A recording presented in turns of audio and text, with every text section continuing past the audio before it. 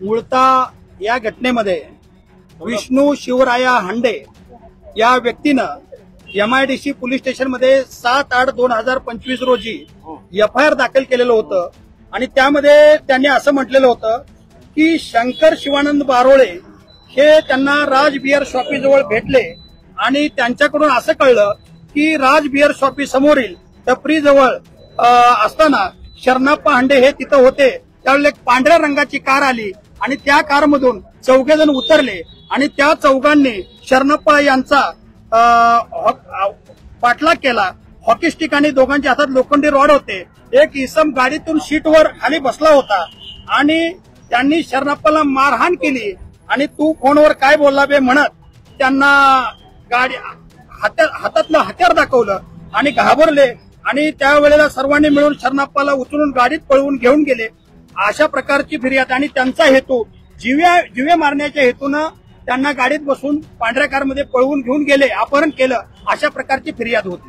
त्यावेळेला पोलिसांनी आज त्यापैकी 4 आरोपींना हजर केलं आणि हजर केल्यानंतर पोलिसांनी रिमांडमध्ये त्यांनी सांगितलं होतं की हे नेमकं गुन्हा करण्याचं मूळ कारण काय, याचा सूत्रधार कोण, त्याबरोबर ही पांढरी कार कुणाकडून आणली गेली, अशी वेगवेगळ्या कारणासाठी नेमका ह्या मागचा गुन्हा करण्यामागचा नक्की काय हेतू, त्याबरोबर गंभीर गुन्ह्याची संपूर्ण चौकशी करायची आणि त्याबरोबर वापरलेलं वाहन काय, त्याचा मालक कोण आणि कुठून आणली गेली, त्याच्यातले हत्यारं कुठून खरेदी केली गेली, या सर्व बाबीच्या बाबतीत चौकशीसाठी त्यांनी 7 दिवसाचं रिमांड मागितलेलं होतं.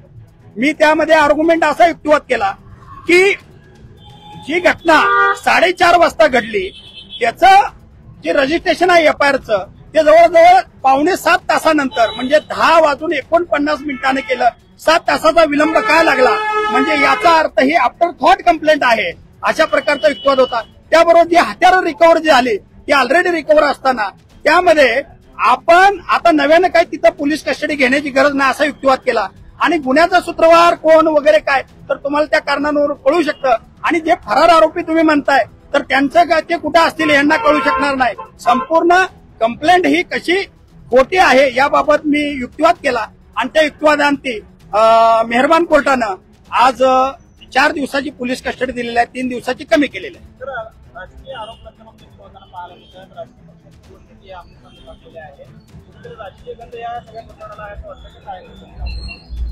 मी याच्यावर काही भाष्य करू शकत नाही कारण याच्या बाबतीत वकिलाला काय हे डिटेल राजकारणातलं माहीत असू शकत नाही.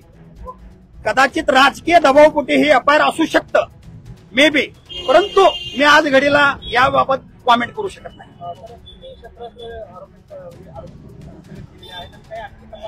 25 वेगवेगळी मुद्देमाल त्याच्यामध्ये जप्त दाखवले, त्यात काही हत्यार असतील किंवा काय, पण ते आरोपीकडून झाले असं म्हणता येणार नाही. जप्त दाखवले गेले, पूर्ण खोटी स्टोरी आणली गेलेली आहे. फक्त आता हे पुढे चौकशी अंती निष्पन्न होणार आहे, त्या पुढची बाजू आहे.